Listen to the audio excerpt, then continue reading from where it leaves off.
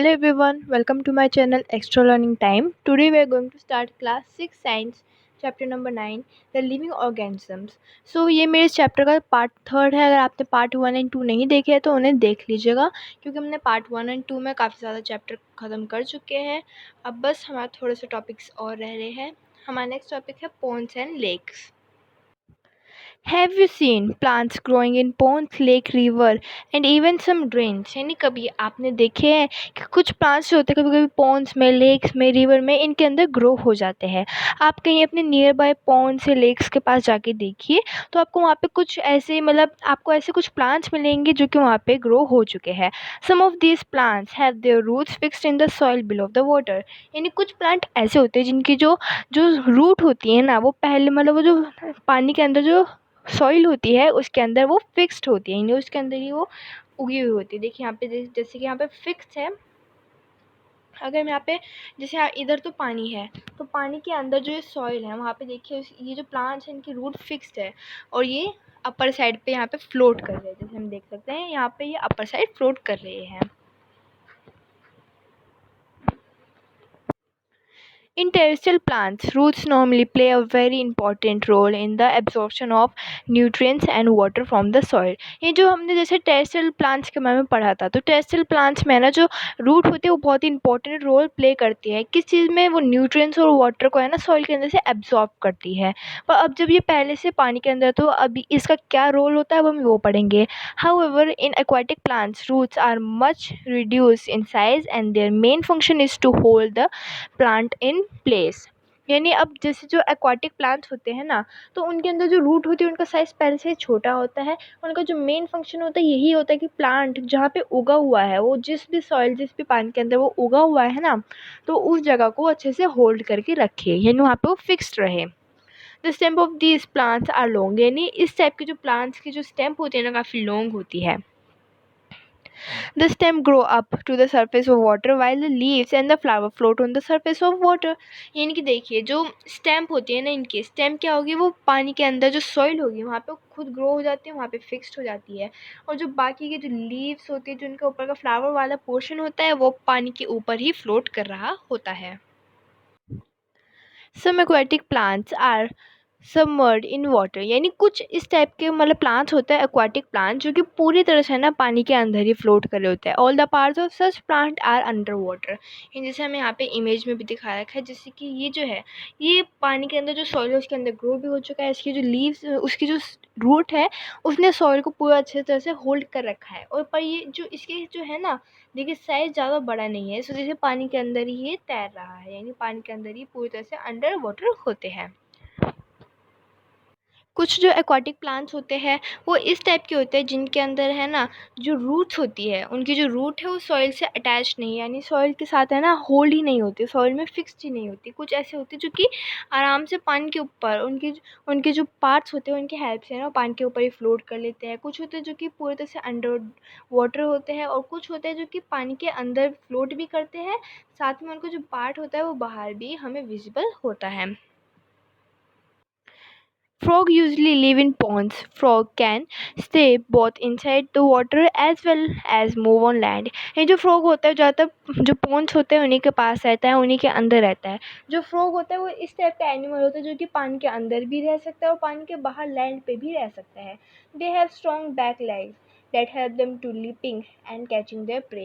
ये आपने देखे होंगे जो फ्रॉग्स होते हैं ना उनके जो बैक साइड वाले जो लेग होते हैं ना वो काफ़ी ज़्यादा स्ट्रॉन्ग होते हैं जो कि उन्हें कूदने के लिए, देखिए लीपिंग का मतलब होता है कूदना, जो इनकी एक हाई जंप जो होती है ना उसमें काफ़ी हेल्प करता है. और साथ साथ उसके जो प्रे होता है, हमने पिछली वीडियो में पढ़ा था प्रे क्या होता है, जैसे शिकार, तो वो अपने शिकार को भी आसानी से पकड़ पाते हैं. तो इस चीज़ में उनकी क्या हेल्प करते हैं, उनके जो बैक लेग होते हैं वो उनकी हेल्प करते हैं. They have webbed feet which help them to swim in water. देखिए जो फ्रॉग होते हैं ना उनके जो लेग्स होते हैं वो थोड़े वेब्ड होते हैं. वेब्ड यानी कि इस टाइप के, देखिए थोड़ी इस शेप में होते हैं, तो फिर इन्हीं लेग्स की मदद से है ना वो पानी के अंदर स्विम भी कर सकते हैं. नाउ देखिए, हमने हमारे जो एक्वाटिक प्लांट्स होते हैं उनके बारे में भी पढ़ चुके हैं कि जो एक्वाटिक प्लांट्स होते हैं वो कुछ कुछ ऐसे प्लांट होते हैं जो कि पानी के अंदर होते हैं, कुछ पानी के अंदर भी होते हैं, ऊपर भी फ्लोट कर रहे होते हैं। तो इस टाइप के हमने एक्वाटिक प्लांट्स के बारे में देख लिया और साथ साथ हमने एक एक्वाटिक एनिमल के बारे में भी देख लिया। अब हम देखेंगे इन सब के जो हमारे जो ऑर्गेनिजम्स होते हैं ना, उनके कैरेक्टर्स के बारे में हम देखेंगे। Do all organisms need food? So हमारा नेक्स्ट टॉपिक है जैसे हमने ऑर्गेनिजम्स के कैरेक्टर कैसे होते हैं, यानी उनके अंदर की कुछ ऐसी आदतें जो कि कई सारे मतलब जो जितने वो ऑर्गेनिजम्स होते हैं ना उनके अंदर सेम होती है। सो हमारा फर्स्ट टॉपिक है जो सभी ऑर्गेनिजम्स होते हैं सभी को क्या फूड चाहिए होता है। In chapter 1 and 2 we learn that all living things need food and how essential is to animal and to us। इन्हें हमने चैप्टर 1 and 2 में देखा था कि जो हर एक लिविंग थिंग होती है ना उसे फूड की ज़रूरत होती है, जैसे कि एनिमल हो गए या फिर ह्यूमन बीइंग हो गए, उन सभी को फूड की ज़रूरत पड़ती है। Animal depend on animal depend on plants और other animal for their food, यानी जो एनिमल्स होते हैं वो प्लांट के ऊपर डिपेंड होते हैं या फिर दूसरे एनिमल्स के ऊपर डिपेंड होते हैं अपने फूड के लिए। Food gives organism the energy needed for them to work, यानी फूड एक ऐसी चीज़ है जो कि जो ऑर्गेनिजम्स को है ना एनर्जी देती है। क्यों एनर्जी देती है? उन्हें जो इतनी सारी जो उनकी रोज़ाना की जो ग्रोथ होती है, उनके इतने सारे प्रोसेस होते हैं, उनके लाइफ के इतने सारे जो काम होते हैं, उन सबको करने के लिए वो हमें एनर्जी देते हैं। Organisms also need energy for other life forces that go on inside them. Then उसके बाद हमारा नेक्स्ट टॉपिक है do all organisms show growth? ये जितने भी ऑर्गेनिजम्स होते हैं क्या सभी ऑर्गेनिजम्स ग्रोथ दिखाते हैं? यानी कि जितने भी लिविंग ऑर्गेनिजम्स होते हैं क्या उन सभी के अंदर ग्रोथ होती है? इसका आंसर है येस, यानी कि जितने भी प्लांट्स हो गए, एनिमल हो गए या फिर ह्यूमन बीइंग हो गए, इन सभी ऑर्गेनिजम्स के अंदर है ना ग्रोथ होती है। जैसे कि आपने देखा होगा आपके पिछले साल के जो कपड़े होंगे वो इस साल आपको थोड़े टाइट फिट आएंगे। क्यों? क्योंकि आपकी बॉडी ग्रो कर रही होगी, आप पिछले साल से ज़्यादा लंबे हो रहे होंगे। जैसे कि अभी हम यहाँ पे इस इमेज के अंदर देख सकते हैं, पहले यहाँ पे एक हमें छोटा बेबी दिखाया जाता है, देन उसके बाद उसका साइज़ थोड़ा बड़ा होता है, धीरे धीरे वो इस टाइप से ना चलना शुरू कर देता है, धीरे धीरे उसकी हाइट भी बढ़ने लगती है, यानी वो एक बेबी से देन एडल्ट के अंदर कन्वर्ट हो जाता है। यही जैसे हम जानते हैं कि जो ह्यूमन बींग होते हैं उनके अंदर ग्रोथ होती है। इस हिसाब से आप देखोगे जो प्लांट्स होते हैं वो प्लांट भी धीरे धीरे पहले एक स्मॉल प्लांट होता है, फिर उसके बाद धीरे धीरे वो भी एक टॉलर प्लांट बन जाता है, एक टॉलर ट्री बन जाता है। तो प्लांट्स के अंदर भी ग्रोथ होती है। इसी तरह जो एनिमल्स होते हैं उनके अंदर भी ग्रोथ होती है। धीरे धीरे जो एनिमल होता है वो भी पहले एक बेबी की तरह ही होते हैं, देन धीरे धीरे वो भी एक एडल्ट एनिमल के अंदर कन्वर्ट हो जाते हैं। जितने भी लिविंग ऑर्गेनिजम्स होते हैं उन सभी के अंदर ग्रोथ कॉमन सी बात होती है। Growth seems to be common in all living organisms, यानी सभी ऑर्गेनिजम्स के अंदर ग्रोथ होती है। नाउ हमारा नेक्स्ट टॉपिक है डू ऑल ऑर्गेनिजम्स रिस्पायर? ये जितने भी ऑक्सीजन जितने भी ऑर्गेनिजम्स होते हैं क्या वो रिस्पायर करते हैं? तो अब हम ये देखते हैं ये होता क्या है, रेस्पिरेशन। ये जब भी हम सांस लेते हैं, हम सांस अंदर लेते हैं फिर हम उसे बाहर छोड़ते हैं, तो इसी प्रोसेस को हम रेस्पिरेशन कहते हैं। Breathing is a part of a process called respiration. In respiration some of the oxygen of the air we breathe in is used by the body. ये जब हम सांस लेते हैं, जब हम रेस्पिरेशन को प्रोसेस करते हैं, तो जो एयर के अंदर जो ऑक्सीजन प्रेजेंट होती है हम उसे अपने बॉडी के अंदर लेते हैं, तो उसके बाद हम कार्बन डाइऑक्साइड को बाहर छोड़ते हैं। तो इसी प्रोसेस को हम रेस्पिरेशन कहते हैं, और इसी प्रोसेस के दौरान हम ऑक्सीजन अंदर लेते हैं, तो उसके बाद कार्बन डाइऑक्साइड को बाहर छोड़ते हैं। ये जो प्रोसेस होता है वो एनिमल्स के अंदर और ह्यूमन बींग्स के अंदर सेम ही होता है। Respiration is necessary for all living organisms. ये जो रेस्पिरेशन है वो हम सभी लिविंग ऑर्गेनिजम्स के लिए एक इम्पॉर्टेंट पार्ट है। It is through It is through respiration that the body finally obtain energy from the food it take। ये जो हम खाना खाते हैं वो खाना खाने से जो हमें एनर्जी मिलती है वो हमें रेस्पिरेशन के प्रोसेस की हेल्प से ही मिलती है। Some animals may have different mechanism for the exchange of gases which is a part of the respiration process। यानी ऐसा हो सकता है कि जो कुछ एनिमल्स होते हैं वो अलग तरह से अपनी गैसेस का एक्सचेंज करते हो, अलग तरह से रेस्पिरेशन का प्रोसेस करते हो। फॉर एग्जांपल जो अर्थवर्म होता है ना, वो अपनी स्किन के थ्रू ब्रीथ करता है, यानी अपनी स्किन की हेल्प से वो रेस्पिरेशन का प्रोसेस करता है। ऐसे ही फ़िश, जैसे हमने फ़िश के बारे में पढ़ा था, वो अपनी जो गिल्स होते हैं, जो फ़िश के अंदर लंग्स तो होते नहीं, फ़िश के अंदर जो गिल्स होते हैं वो उनकी हेल्प से जो वाटर के अंदर जो डिज़ोल्व ऑक्सीजन होता है उसे वो लेते हैं। The gills absorb oxygen from the air dissolve in water. यानी जो गिल्स होते हैं ना, वो वही ऑक्सीजन को अंदर एब्जॉर्ब कर लेते हैं जो कि वाटर के अंदर ऑलरेडी डिज़ोल्व होते हैं। डू प्लांट्स ऑल्सो रेस्पायर, यानी जो प्लांट होते हैं क्या वो भी रेस्पिरेशन का प्रोसेस करते हैं? ये इसका आंसर है yes. Exchange of gases in plants mainly takes place through leaves. ये जो लीव्स होती है ना, उनके हेल्प से प्लांट्स के अंदर भी रेस्पिरेशन का प्रोसेस होता है। The leaves take in air through tiny pores in them and use the oxygen. ये जो लीव्स होती है ना, वो एयर को अपने लीव्स के अंदर टीनी पोर्स प्रेजेंट होते हैं, यानी टीनी टीनी डॉट्स। आपने कभी अगर हम नोटिस करेंगे तो जो लीव्स होती है ना, उनके अंदर इस टाइप के थोड़े टीनी डॉट्स प्रेजेंट होते हैं जिनकी हेल्प से ना वो एयर को अपने अंदर लेती है। प्लांट्स के अंदर जो लीव्स होती है ना, वो अपनी उन टीनी पोर्स के हेल्प से ऑक्सीजन को अंदर लेती है, फिर उसके बाद कार्बन डाइऑक्साइड को एयर के अंदर बाहर छोड़ देती है। फिर उसके बाद we learned that in sunlight plants use carbon dioxide to produce food and give out oxygen। यानी हमने पढ़ा था कि जब सनलाइट आती है, यानी जब धूप का समय होता है, उस टाइम जो प्लांट्स होते हैं वो कार्बन डाइऑक्साइड को अपने अंदर ले लेते हैं ताकि वो खाना बना सके, ताकि वो फूड को प्रोड्यूस कर सके, और उसके बाद ऑक्सीजन को बाहर छोड़ते हैं। The amount of oxygen release in the process of food preparation by plant in much more than the oxygen they use in respiration. यानी जब वो फूड बनाते हैं ना, तो उस प्रोसेस के थ्रू जब वो इतना ज़्यादा ऑक्सीजन जब वो छोड़ते हैं तो वो रेस्पिरेशन के प्रोसेस के कंपैरिजन में काफ़ी ज़्यादा होता है। ये जब वो रेस्पिरेशन का प्रोसेस करते हैं ना, तब जो ऑक्सीजन अंदर लेते हैं वो तब ऑक्सीजन काफ़ी कम लेते हैं, और जब वो फूड बनाने के प्रोसेस में जब वो ऑक्सीजन बाहर छोड़ते हैं, यानी जो ऑक्सीजन का जो अमाउंट होता है जब वो रिलीज़ करते हैं वो ज़्यादा होता है। Respiration in plant take place day and night. ये जो रेस्पिरेशन का प्लांट होता है ना, यानी जो रेस्पिरेशन का जो प्रोसेस होता है वो प्लांट के अंदर डे और नाइट के टाइम पे ही होता है, यानी वो भी डे और नाइट दोनों टाइम होता रहता है। Do all organism respond to stimuli? अब हमारा नेक्स्ट टॉपिक यही है। अब हम देखेंगे कि स्टिमुली होता क्या है। Changes in our surrounding that make us respond to them are called stimuli.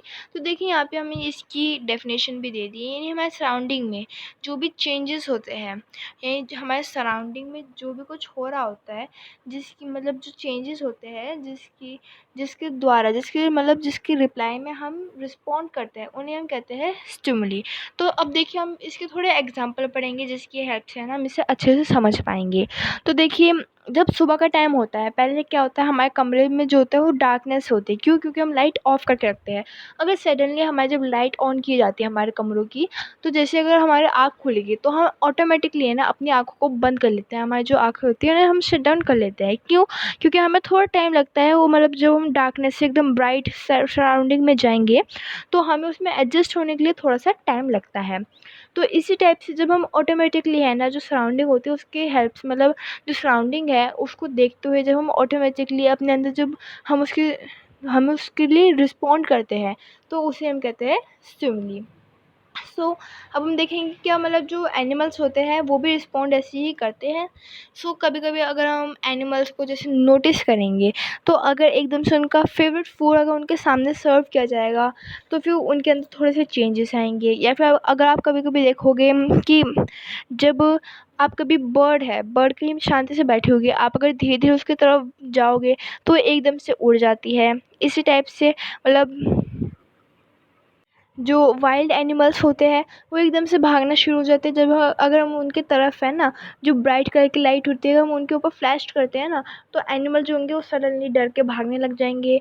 या फिर जब हम मिडनाइट के टाइम है ना, जब हमारी जो किचन होती है वहाँ पे अगर हम लाइट ऑन करते हैं, जो आपने देखा होगा कि जो फ्लोर के ऊपर ना कॉकरोचेस होते हैं वो मूव करना स्टार्ट कर देते हैं। तो इसी टाइप का है ना, जो सराउंडिंग जो हमारी होती है, सराउंडिंग में जो हमारी सिचुएशन होती है, तो जब हम उसके लिए रिस्पॉन्ड करते हैं ना, तो उसे हम कहते हैं स्टिमुली। देन अब हम देखें जो प्लांट्स होते हैं, क्या वो भी मतलब जो स्टिमुली को रिस्पॉन्ड करते हैं? तो यस, अब हम इसका भी एक एग्जांपल देखेंगे। जैसे कि एक प्लांट होता है जिसे हम कहते हैं मिमोसा, यानी इसका एक कॉमनली नेम है जिसे कहते हैं हम टच मी नॉट।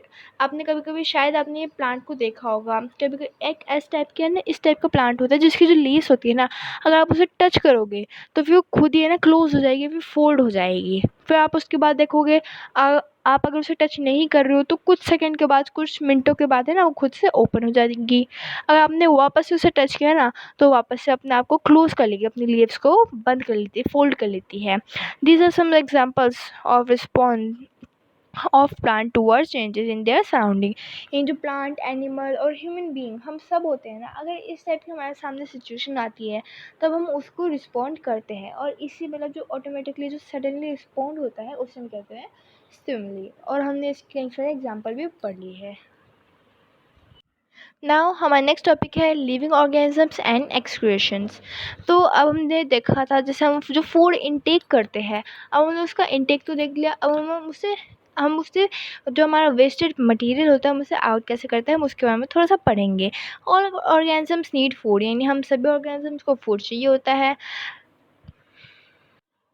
बट जितना भी फूड हम खाते हैं, वो जो पूरा फूड होता है ना, वो कम्प्लीटली हमारी बॉडी यूज़ नहीं करते हैं। सिर्फ जो यूटिलाइज पार्ट, यानी जो ऐसा पार्ट होता है फूड का जो कि हमें मतलब हमें न्यूट्रिएंट्स देता है, हमें मिनरल्स देता है, इस टाइप का जो यूटिलाइज पार्ट होता है सिर्फ वही हमारी बॉडी देती है। What happen to the rest, यानी जो बाकी का फूड होता है जो हमारा काम का नहीं होता, उसका क्या होता है?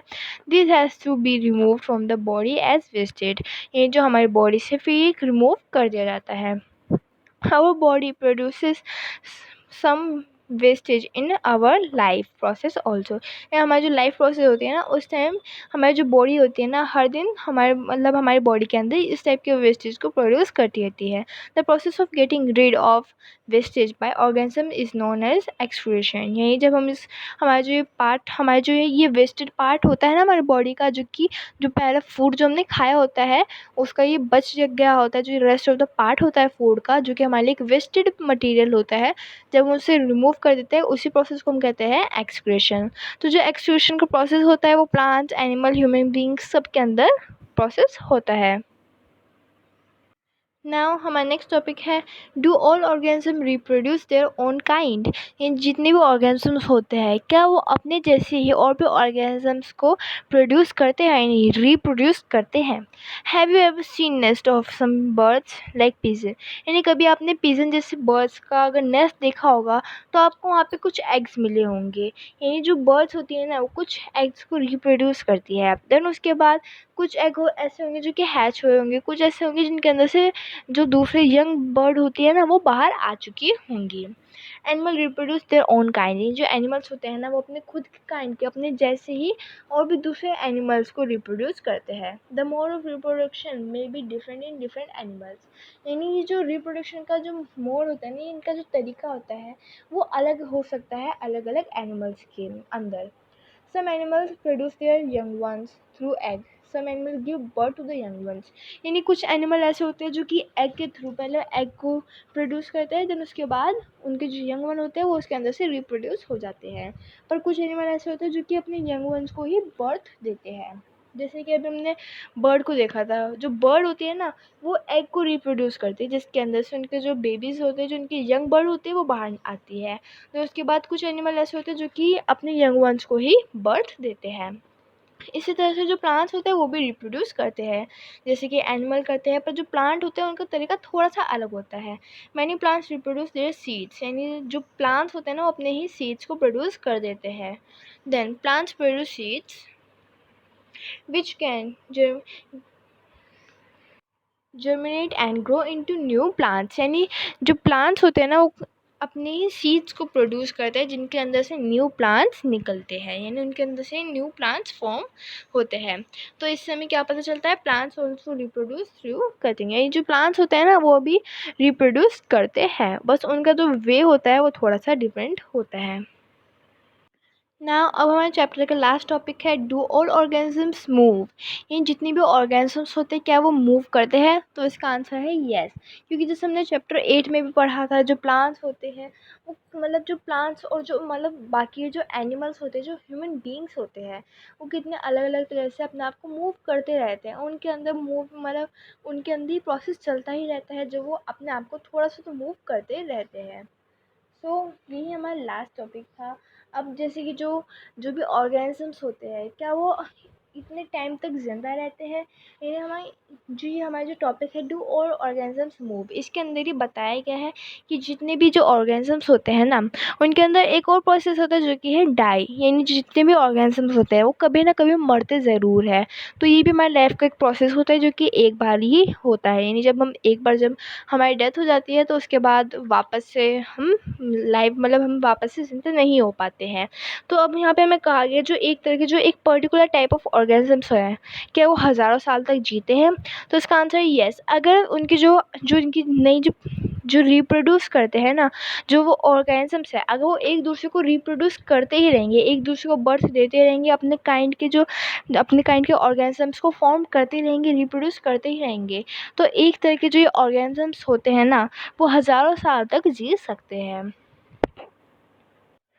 सो नाउ हमारा जो चैप्टर है यहाँ पे कंप्लीट हो चुका है। हमने इस चैप्टर में बहुत कुछ पढ़ा था। ये चैप्टर हमारे लिए काफ़ी बड़ा भी था। जैसे कि हमने इसके अंदर क्या क्या पढ़ा, जैसे अडेप्टेशन, एक्वाटिक हैबिट, हमने biotic component, excretion, growth, respiration, reproduction, living habitat, बहुत सारे ऐसे टॉपिक्स को हमने पढ़ा था।